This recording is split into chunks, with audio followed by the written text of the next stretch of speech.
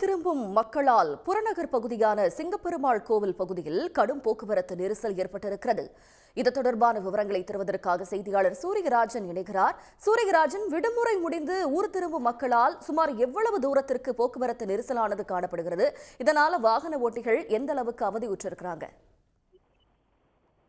கண்டிப்பாக தமிழர் திருநாள் பொங்கல் பண்டிகைக்காக தொடர்ச்சியாக ஒரு 5 நாள் விடுமுறை என்பது தமிழக அரசு அறிவித்துள்ளது.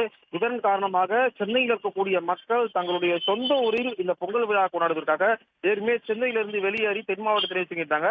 இந்த நிலையில் தொடர்ச்சியாக இந்த 5 நாள் விடுமுறை இன்று நிறைவடைவதன் காரணமாக நாளைய தினம் பள்ளி மற்றும் கல்லூரிகள், அதே போல் அரசு அலுவலகங்கள், தனியார்கள் வழக்கம் போல செயல்படும் என்பதன் காரணமாக தென் மாவட்டத்தில் இருக்கிற மக்கள் ஒரே நேரத்தில் சென்னை நோக்கி தற்போது வந்து கொண்டிருக்கின்றனர்.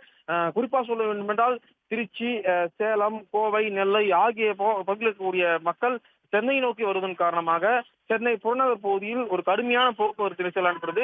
குறிப்பாக சொல்ல வேண்டும் என்றால் இந்த சிங்கப்பெருமாள் கோவில், திருத்தேரி ஆகிய பகுதியில் கிட்டத்தட்ட 2 கிலோமீட்டர் தூரத்துக்கு வாகனங்கள் வரிசை கட்டி நிற்கக்கூடிய காட்சியாக பார்க்க முடியுது.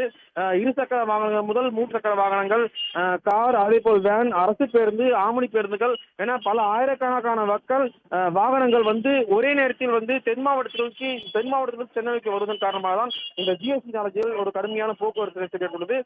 திருச்சி சென்னை தேசிய நெடுஞ்சாலை கிட்டத்தட்ட 30 நிமிடங்களுக்கு மேலாக இந்த சிங்கப்பெருமாள் கோவில் பகுதியில் போக்குவரத்து ஏற்பட்டுள்ளது. இந்த போக்குவரத்து நெரிசலை வந்து தாம்பரம் மாநகர போலீசார், அதாவது போக்குவரத்து போலீசாரும் தாம்பரம் மாநகர போலீசாரும் தொடர்ச்சியாக இந்த போக்குவரத்து நெரிசலை சரி செய்யும் பணியில் ஈடுபட்டு வருகின்றனர்.